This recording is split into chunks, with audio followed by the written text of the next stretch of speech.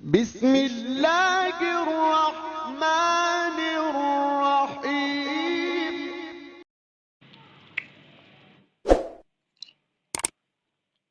ایک مسئلہ انہوں نے یہ پوچھا ہے کہ 3 طلاقیں دینے کے بعد رجوع نہیں ہو سکتا ہے، یعنی بیوی مرد کے لیے حرام ہو جاتی ہے جب تک کہ وہ دوسرا نکاح کسی دوسرے شوہر سے نکاح نہ کر لے اور وہ جو ہے نا ہم بستر کے بعد اس کو طلاق نہ دے دے۔ تو یہ مسئلہ تو حنفیہ کا ہے، لیکن بعض حضرات کہتے ہیں کہ 3 طلاقیں 3 نہیں بلکہ 1 ہوتی ہیں۔ تو اس کی وضاحت فرما دیں۔ یاد رکھیں کہ یہ جو آپ نے لکھا ہے نا کہ یہ حنفیہ کا مسلک ہے، 3 طلاقیں 3 ہوتی ہیں، یہ حنفیہ کا نہیں ہے، یہ اہل سنت والجماعت کا متفقہ مسلک یہی ہے کہ 3 طلاقیں 3 ہی ہوتی ہیں، ٹھیک ہے نا، 1 نہیں ہوتی ہے۔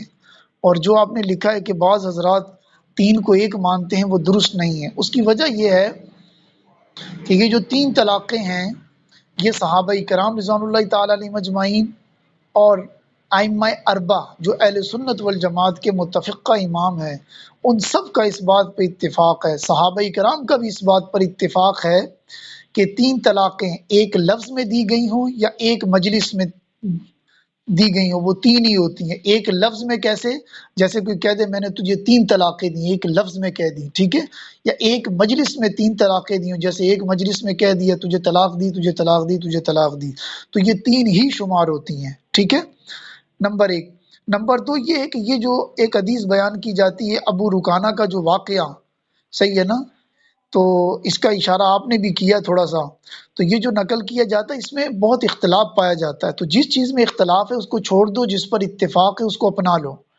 تو جس پر اتفاق ہے کہ 3 ہوتی ہیں، ٹھیک ہے، اس کو اپنا لیں آپ، اور جس میں اختلاف ہے آپ اس کو چھوڑ دیں۔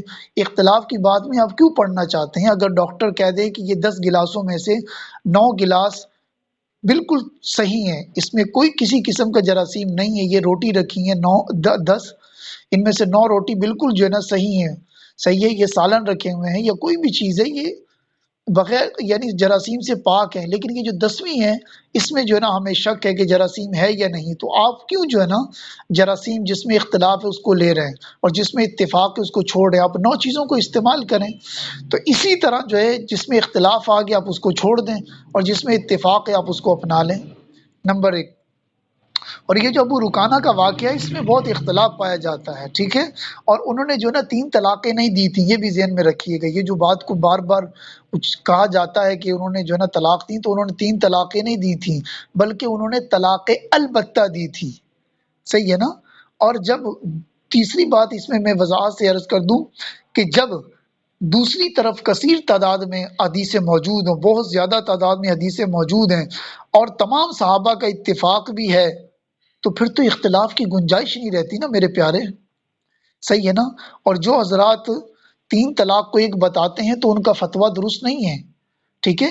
تو جو شخص حلال اور حرام کی پابندی کرنا چاہتا ہے اور چاہتا ہے کہ اللہ کی بارگاہ میں سرخرو ہو سکے، ٹھیک ہے، اور حلال اور حرام کی اہمیت کو جانتا ہو اور حلال اور حرام سے بچنا چاہتا ہو، اور جیسے حدیث پاک میں ہے کہ کچھ حلال ہیں کچھ حرام ہیں اور کچھ مشتبہات ہیں، تو مشتبہات کو چھوڑ دیں آپ، ٹھیک ہے نا۔ تو یہ اسی مشتبہات کے اندر ہے جس کا یعنی میں یہ نہیں کہتا ہوں کہ مشتبہات ہے، یہ تو ایک واضح چیز ہے، لیکن میں کہہ رہا ہوں کہ اب اس کو فرض کر لیں، ایک مثال سمجھ لیں، جیسے وہ بھی ہمیں مثال سے سمجھاتے ہیں، تو یہ مشتبہات ہیں۔ تو جب حلال واضح حرام واضح ہے اور بیچ میں یہ اختلافی بات ڈال کر مشتبہات جیسی، تو پھر یہ کہنا کہ نہیں 3 1 ہوتی ہیں تو یہ درست نہیں ہے، یہ امت کو جو ہے نا حرام کاری میں یعنی غلط کاری میں ملوث کرنے والی بات ہے۔ یہ تو ہو گئی یہ کلیئر بات، ٹھیک ہے نا۔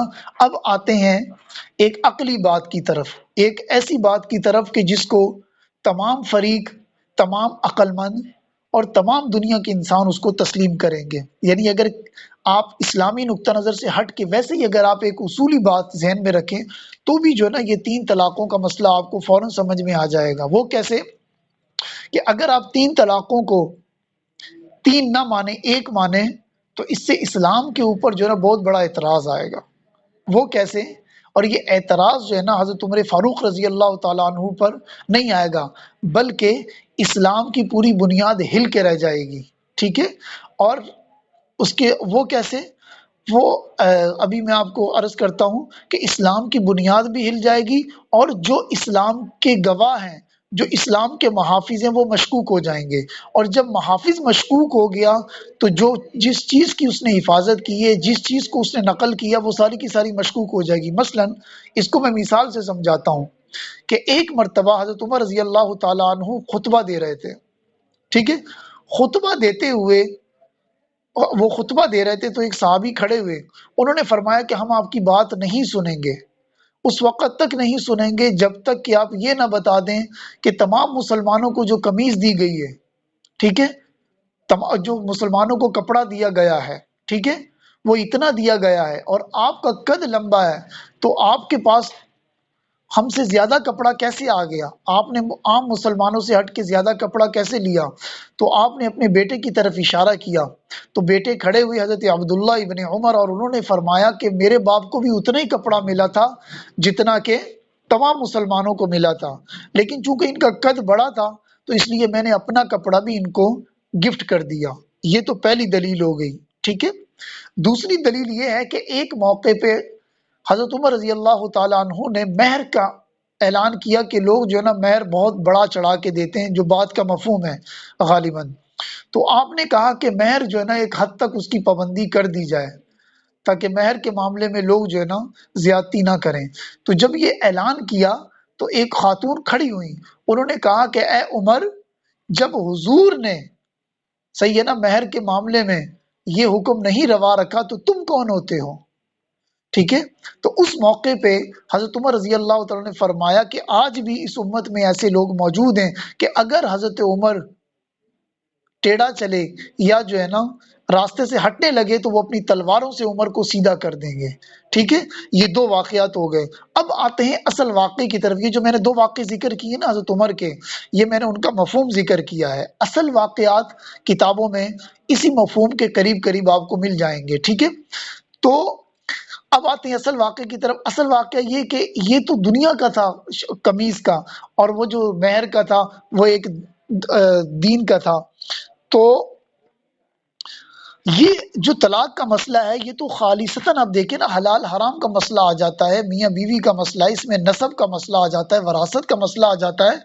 تو اس معاملے کے اندر جب حضرت عمر رضی اللہ تعالیٰ عنہ نے صحابہ کرام کو بلایا، اور بلانے کے بعد اس مسئلے پہ ڈسکس ہوئی، ڈسکس ہونے کے بعد حضرت عمر رضی اللہ تعالیٰ عنہ نے تمام صحابہ کے سامنے یہ کہا کہ آئندہ جس شخص نے بھی 3 طلاقیں اپنی بیوی کو 3 دے دی، 3 طلاقیں دے دی، تو اس کو 3 ہی شمار کیا جائے گا، اور وہ 3 ہی ہوں گی، اب وہ کچھ بھی کہتا رہے، لہٰذا آئندہ اس میں احتیاط کی جائے، بات کا مفہوم، ٹھیک ہے۔ اس موقع پہ کسی صحابی نے حضرت عمر رضی اللہ تعالیٰ عنہ کی مخالفت نہیں کی، حالانکہ صحابی کی یہ خصوصیت ہے کہ وہ کبھی بھی غلط بات پہ خاموش نہیں رہ سکتا ہے، ٹھیک ہے۔ اگر حضرت عمر کی قمیض لمبی تھی، صحابہ نے اعتراض کیا، مہر کا مسئلہ تھا، صحابہ نے اعتراض کیا، اور بھی تاریخ میں واقعات ہیں، حضرت عمر پر اعتراض کیا، لیکن یہ جو 3 طلاق جب آپ نے کہا کہ یہ 3 رہیں گی، اس موقع پہ کسی ایک صحابی نے بھی آپ کے ساتھ اختلاف نہیں کیا، تو اس کا مطلب یہ کہ یہ اجماع صحابہ ہو گیا۔ اجماع صحابہ کا مطلب یہ ہوتا ہے کہ یہ شرعی دلیل ہے، صحیح ہے نا۔ اہل سنت والجماعت کے نزدیک صحابہ کا اجماع، صحیح ہے، یہ دلیل شرعی بن جاتی ہے۔ تو جب صحابہ میں سے کسی نے مخالفت نہیں کی تو ہم کیسے کہہ سکتے ہیں کہ صحابہ قرآن اور حدیث کو سمجھنے والے نہیں تھے، بلکہ آج 1400 سال کے بعد جو ہے نا یہ چند حضرات جو کہتے ہیں کہ 3 طلاقیں ایک ہوتی ہیں، یہ زیادہ قرآن کو سمجھتے ہیں، نمبر 1۔ نمبر 2 یہ ہے کہ کیا صحابہ کرام قرآن کو سمجھنے والے زیادہ تھے یا آپ سمجھنے والے زیادہ ہیں؟ نمبر 3 یہ ہے کہ اگر آپ یہ کہیں کہ ہم حضرت عمر کے اس فیصلے کو نہیں مانتے، تو آپ صرف حضرت عمر کے فیصلے کو نہیں مان رہے، بلکہ جو صحابہ حضرت عمر کے اس فیصلے کو سن کے خاموش رہے، ان تمام صحابہ کو آپ مشکوک کر رہے ہیں، اور ان تمام صحابہ نے جو روایتیں پیش کی، بیان کی، وہ تمام روایتیں مشکوک ہوں گی حدیث پاک کی، اور جتنے مسائل انہوں نے بیان کی وہ مشکوک ہوں گے، اور قرآن کی جو آیتیں انہوں نے بیان کی وہ تمام کی تمام مشکوک ہو جائیں گی۔ گویا کہ آپ نے اس ایک مسئلے کو بیان کرنے میں پورے کے پورے اسلام کو منہدم کر دیا، ٹھیک ہے؟ تو اس لیے میرے ان بھائیوں سے درخواست ہے، ریکویسٹ ہے دل کی گہرائیوں سے، کہ وہ اپنے اس مسئلے پہ غور و فکر کریں۔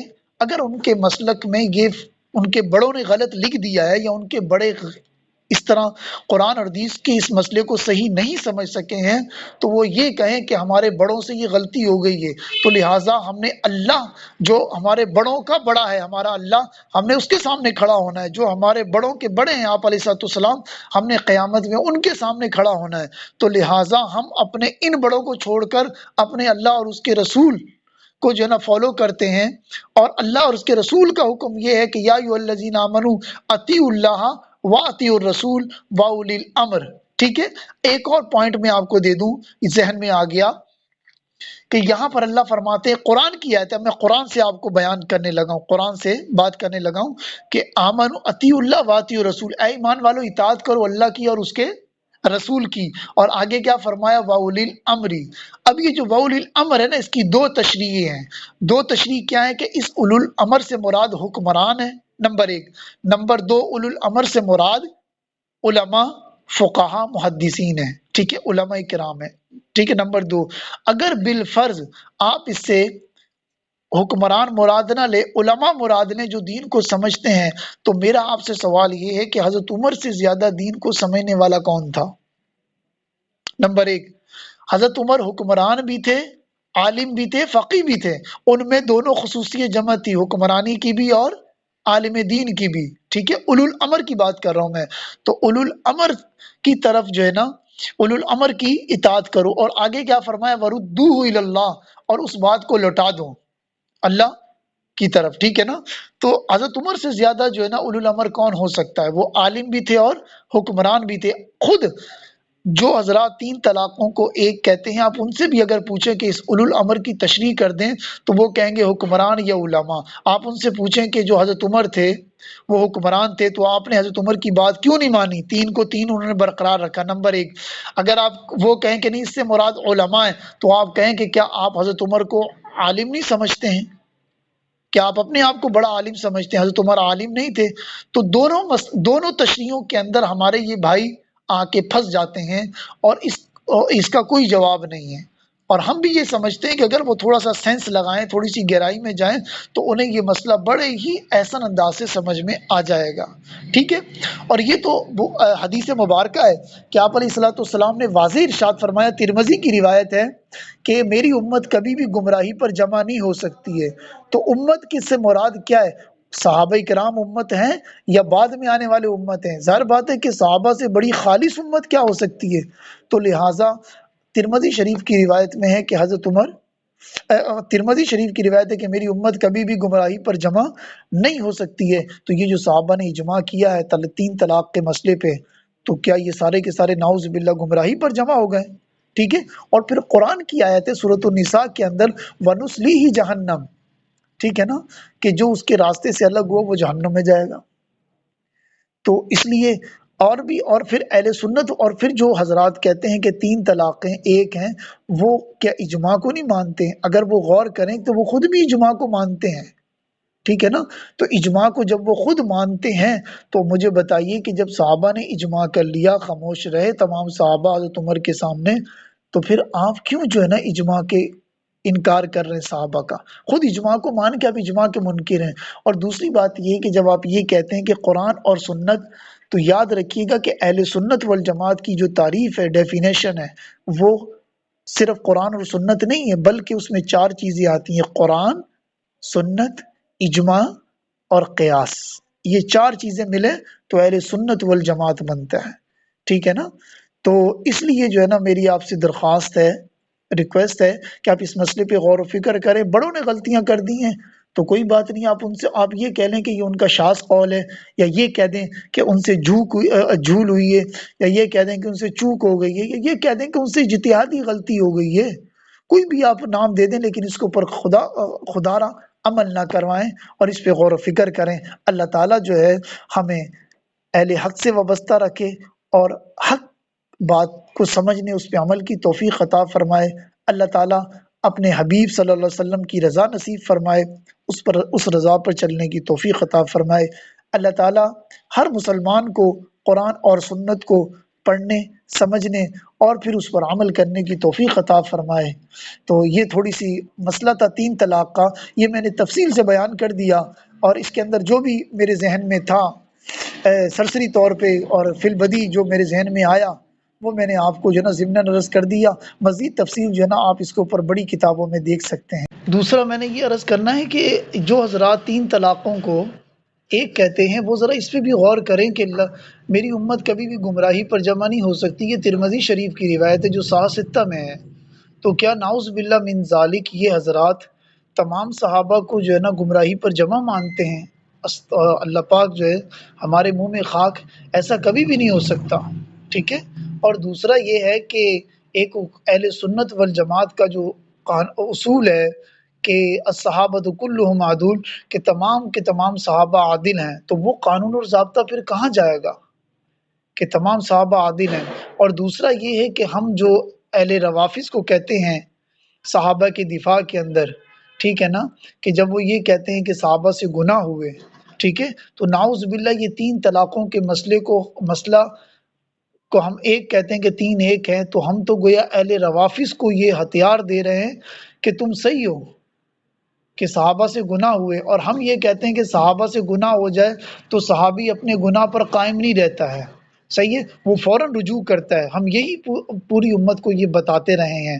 تو کیا نعوذ باللہ آپ اہل روافظ کو یہ دلیل دے رہے ہیں؟ اہل روافظ کی اس سے حمایت نکلتی ہے کہ آپ یہ کہنا چاہ رہے ہیں کہ 3 طلاق کے مسئلے پر نعوذ باللہ من ذالک حضرت عمر اور تمام صحابہ کرام سے جو ہے نا بہت بڑی خطا ہوئی ہے، لہٰذا وہ اصل میں قرآن اور حدیث کے اور اس مطلب کو صحیح نہیں سمجھ سکے، بلکہ ہم نے جو ہے نا آج 1400 سال کے بعد اس کو صحیح سمجھ لیا۔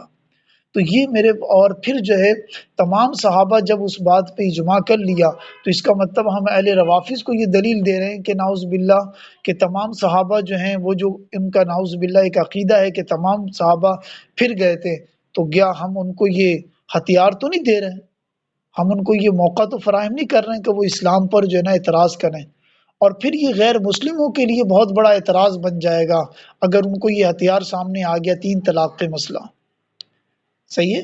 تو اس لیے ہمارے وہ حضرات جو 3 طلاقوں کو ایک کہتے ہیں انہیں جو ہے نا اس پہ گہرائی سے غور و فکر کرنا چاہیے، اور جو ہے وہ اس کے اوپر نظر ثانی کریں، اور جو ہے وہ کوشش کریں کہ اگر بڑوں سے غلطی ہوئی ہے تو اس سے رجوع وہ نہیں کروا سکتے تو آپ یہ کہہ دیں کہ ان کا شاذ قول ہے، یا جو ہے نا اس پہ عمل نہیں کر سکتے، یا ان سے جو بھی میں نے عرض کر دیا پہلے۔